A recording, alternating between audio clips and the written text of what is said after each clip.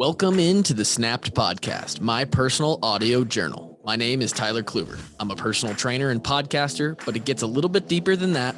And this show is going to give you an inside look on my thoughts concerning health and fitness, business, mindset, and creating the life that you feel lucky to live. I hope you enjoy the show. Sit back, relax, and let's have a day.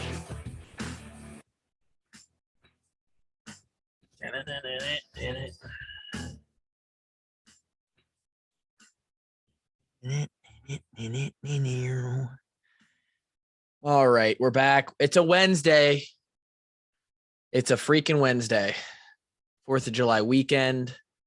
Fireworks going off. Getting back into the working mode here. I worked on Monday. I don't know about you, but I worked on Monday. It is a short week for some, 5-day week for me. We are back to our normally scheduled programming. Oh, and there it is, a yawn to go with it, my babies. We're back to Wednesdays and we're back to yawning on the podcast. And I predict at least another 2 or 3. Lots going on. I've been busier than I'd like to be.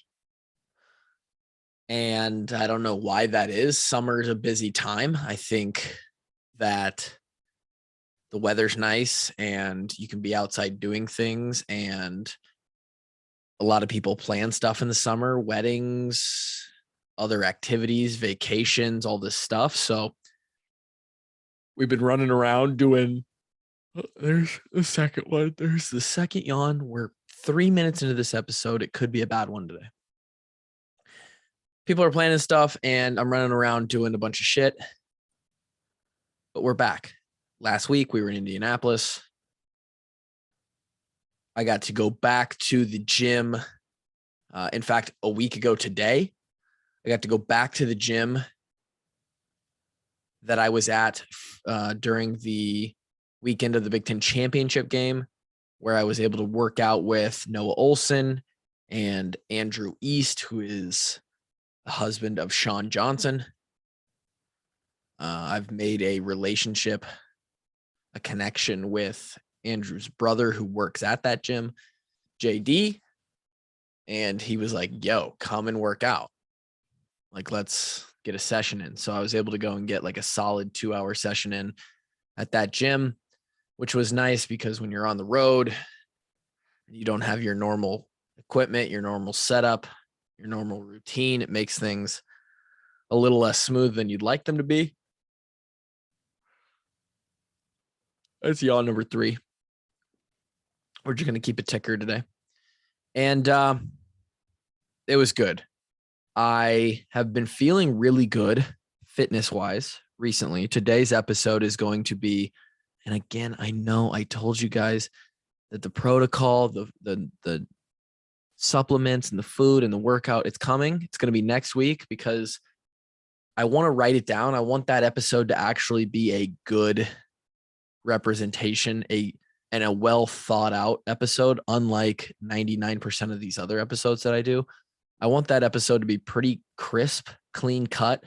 I want to move from each topic to topic or each area of my life pretty quickly, but also get the point across and go into detail so that you guys get a sense of what we're working with. And off the top of my head, it's not going to be like that. I'm going to scatter. I'm going to go different places. I'm going to come back around to things. I want to write it out in an outline form so I can just bang, bang, bang, right? So today we're going to talk about sort of how I've been feeling recently, and the introduction of something that we've done in the past back into my training. Like I said, have been feeling really, really fit. As far as what I'm capable of doing output-wise, I feel arguably the fittest I've ever been. I'm in a spot where, that's number 4. Number 4, baby. Unfucking believable. You guys hate me, and it's warranted. I'm in this really fun spot. It's also a really not anxiety inducing or really annoying.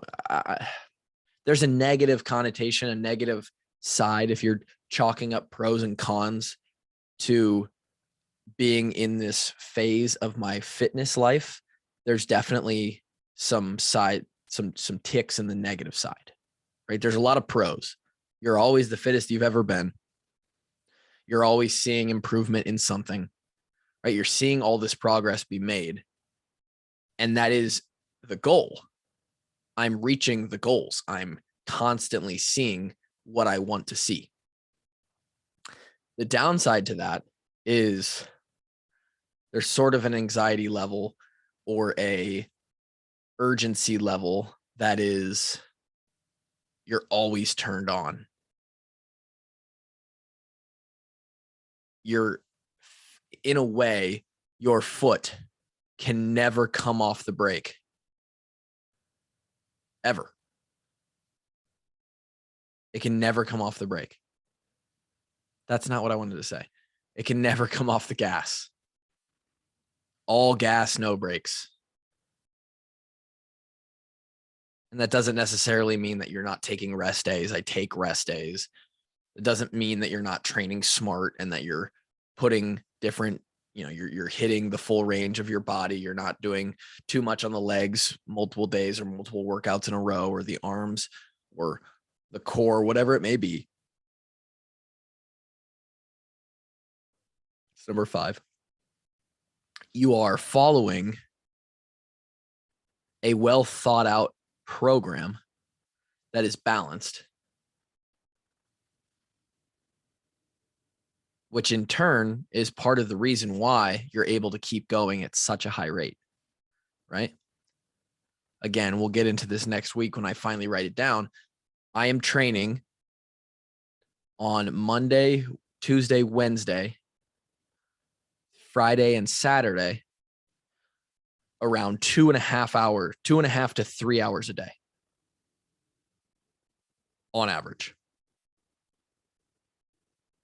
On Thursdays, I'm putting in somewhere between 60 and 90 minutes of what we'll call an active recovery. And on Sundays, I'm taking completely off. Now, compared to a professional CrossFit athlete, this is low volume, right? This is probably, we're looking at 2.5 times 5, which is 12.5 plus another 90 minutes. That's 14. You're looking at somewhere probably altogether 15 hours of actual training a week. And then, another few hours spent actually working on your body, recovery, stuff like that. Again, details to follow. But the negative check mark in the con side is you're beat up a lot, right? For someone like me, you are, I'm not living a life of perfect, sponsored recovery. I don't have all the tricks and tools. I've got a inversion table, I've got a foam roller, and I've got, myself to stretch if I want to. I can sleep as much as I need to. I can do the supplements and the food as much as I need, but it's not perfect, right? I don't have sauna. I don't have recovery boots. I don't have all these fancy tools. I don't have a cold plunge, right? And so there's a negative side associated to that as well.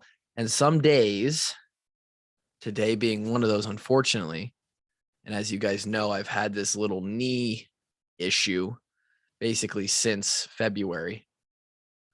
Some days you feel like you're just kind of stuck together with masking tape and toothpicks. Like you're just being held together by, a couple paper towels. Somehow they tied them around your waist. And mentally that can wear on you. This morning I was hoping to get up and do 75 minutes of work, start with some cardio, and then work myself into some lifting. I got done with the cardio, and yesterday was a heavy day. It was definitely a day where we pushed pretty hard. Monday, Tuesday, Wednesday generally is. Yesterday happened to be a little harder than most Tuesdays. Wednesday, this is like the third hard training day in a row, right? Where Thursday, tomorrow, we're going to get recovery. The body's going to get a little bit of a break. We're not going to hit an intensity that we normally hit. We're not going to hit the volume that we normally hit. We're only going to do one session. So today's the day where there is an element of, hey, we just got to get through it, right? We just got to make it through Wednesday. And I get done with the cardio. I woke up and the knees were already feeling a little creaky. I get done with the cardio and I feel this little pull. And as I stand here, my self-test to feel that pull is not there anymore, which makes me feel a little bit better. But it's just this little like tingle of like when I basically do a standing, I bring my heel to my butt on my left side. I could feel this pull across the top of my kneecap,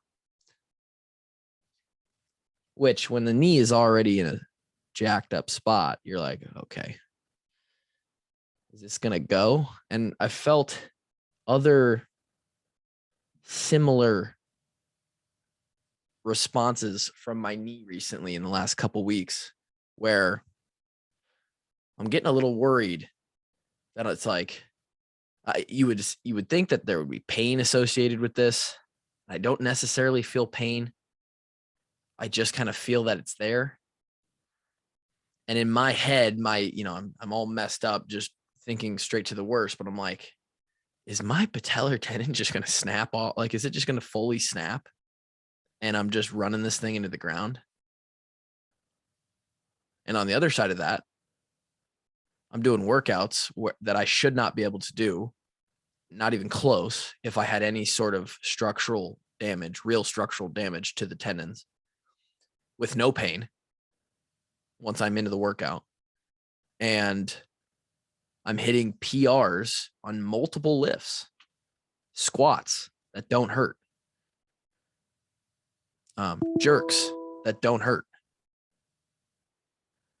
deadlift PR that didn't hurt. Even a lot of the, I actually squat snatched for the first time yesterday. Going to do some variations of squat cleaning today, meaning catching, 200 to 300 pounds in the bottom of a squat, not just catching it up top where I can keep the knee a little bit more stable. Things that I shouldn't be able to do. And so we didn't do the lifting this morning. We cut the morning session at just the cardio, 40 minutes worth of cardio. It's just one of those days. You're like, And then, of course, what do I read?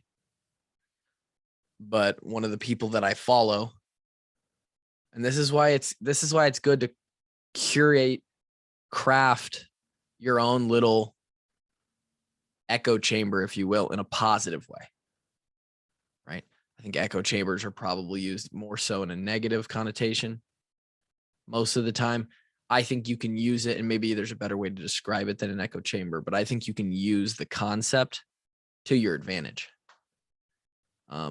I think I've talked about on here before that the old cliche or concept of you are the average of the 5 people you spend the most time with. And I think maybe we need to do a full episode on that if we haven't. Again, your boy, the Snap Podcast, we're getting up to going to be 100 episodes soon. Give it a couple months. We're going to be at 100 episodes. So we've done a lot of topics, and I don't always remember exactly what we've touched on, but I don't think we've done an episode on that concept of the 5 people you spend the most time with. It is absolutely true. And in my life currently, because I don't work out at a gym, And Lauren, my wife, and I do not do a lot of hanging out. We aren't the most social people. The people that we spend the most time with is each other, our families, and then a very few select other people.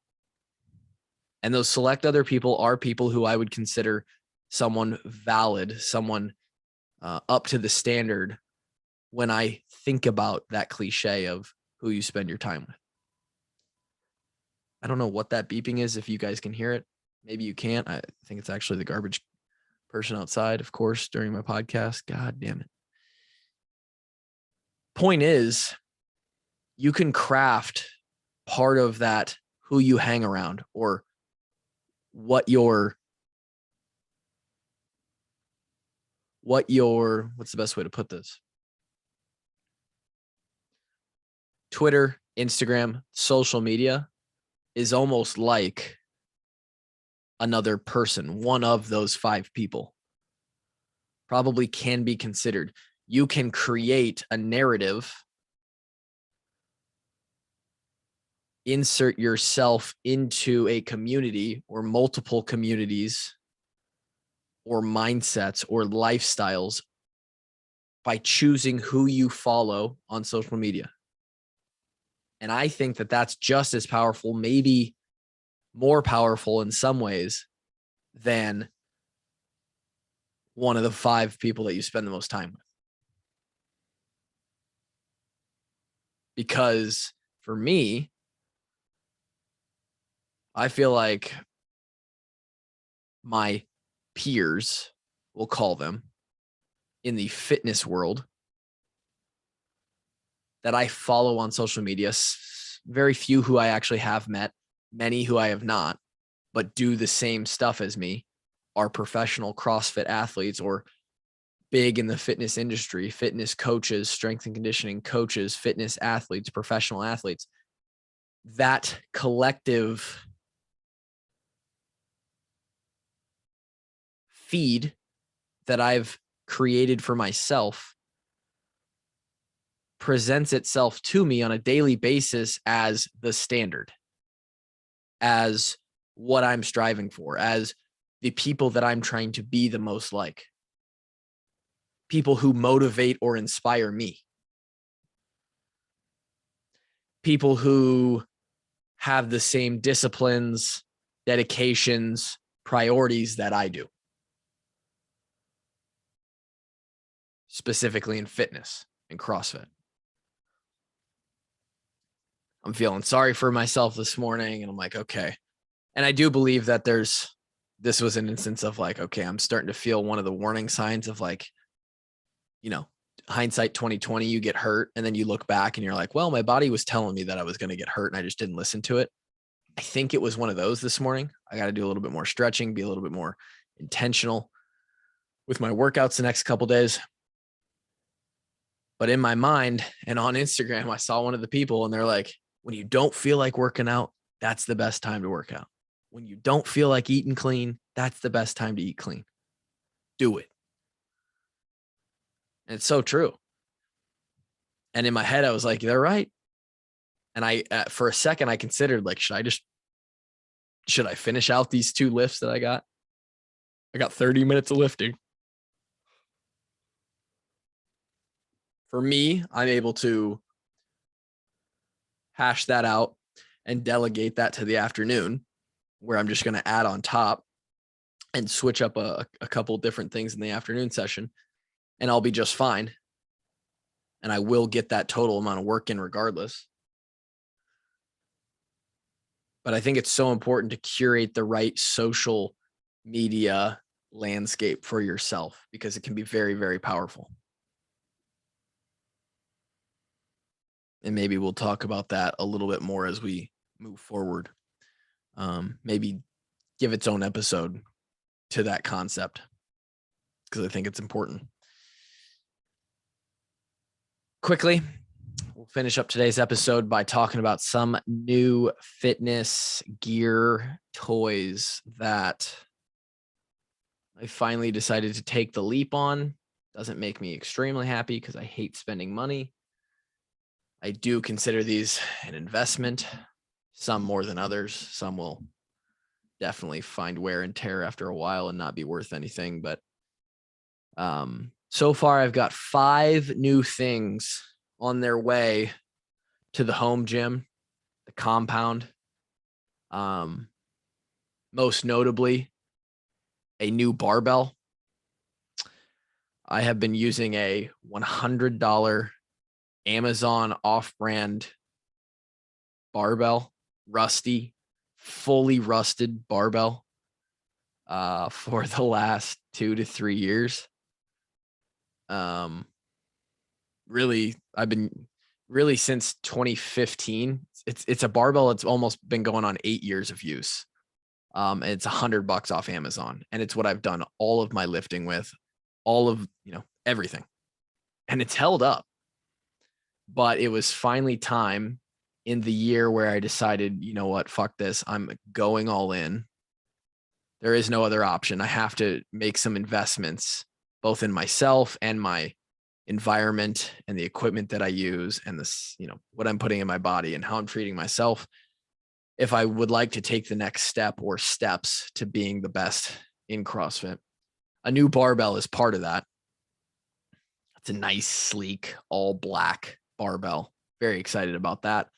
I will most likely definitely take more care of this one as far as keeping it rust free and stuff than the old one I have. I'll still use the old one for some stuff, but happy to have a new barbell. That's the big one. Got myself a handstand push-up mat, which is just a very simple, like kind of the mat you would see that Velcroed to the side of a elementary, like a PE gym, right? They're thin, maybe 2 inches thick, but they're pretty firm. And essentially what this allows me to do is give myself something just soft enough to bring my head down to where I'm not tapping it on the concrete, but firm enough where I don't have to put plates down to equal out the level because I'm using an ab mat to tap my head to. So just instead of having to use 2 plates and a handstand push-up mat, for those that are actually into CrossFit or do anything with handstand push-ups, you understand what I'm talking about. Basically, this just eliminates the use of 3 things, gives me usage of 2 25 or 35 pound plates if I want to combine something that would require those with handstand push-ups, and makes it a little bit more standardized to what actually gets used in CrossFit competition. Pretty cheap, like $27, not a big deal. Barbell was $140, but it was actually on sale, like 40% off or something like that. It's usually like a $220 barbell, which is decent. That's pretty decent. I got, those were both from Rep Fitness, I believe. Rep Fitness. And then I made another order, which is a competition jump rope, one that I will not use quite as much, one that is probably a little bit faster than the one I currently have. $50 off of Rogue. And it's a hard work pays off branded one, Matt Fraser. So you get a little bit of style there.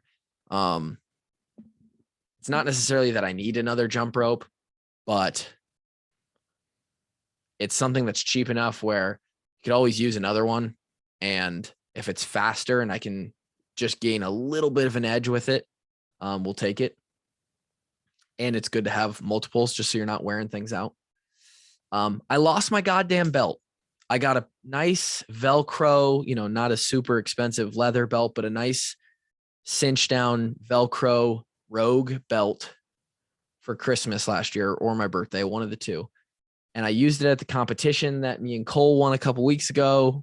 I was positive that I brought it home, and now I can't find it. So got on and bought another one of those. Same thing.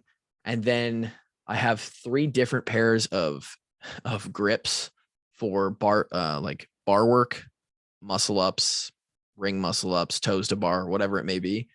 Really only one of them is worth a shit. I've spent way too much money. Well, I guess I spent $40 on one pair that were worthless and I thought would be better. The other pair I got as a gift, so I guess I didn't spend all the money on it. But I finally decided to go for like the known. I have one pair that's good. I need another pair that's good again for the wear out sort of idea. And I decided to add a pair of diamond carbon fiber grips that are supposed to be good. So some grips, a belt, a new barbell, a handstand push-up mat, and a jump rope. All good stuff, all decently cheap, especially with the barbell on sale. And that really cuts the list of stuff we need for the home gym, stuff that we need that I don't have, stuff that is left, in about half, which is always exciting. As you guys know, whenever you buy stuff for yourself that is within the realm of your hobby, it's like Christmas. It's like you get to do your own thing and get new gifts for yourself. And it's fun when they come and they're nice and new and shiny. So very excited about this stuff. We've got some expensive stuff left to buy. 70-pound dumbbell, 30-pound wall ball, a couple additional floor mats to increase the square footage of where I can kind of work in the garage. An additional pair of 45-pound bumper plates because your boy's getting strong out here. A climbing rope, and maybe a sled. So 6 things left that we still need to purchase. And we will purchase those as time goes on here. And after we get through that, we're basically totally kitted. And we're making our way towards absolute zero excuse land. So that's the update this week. Again, I will do protocol next week. I promise. Thanks for listening. Kind of a boring episode, but just an update week. We will talk next time. Peace.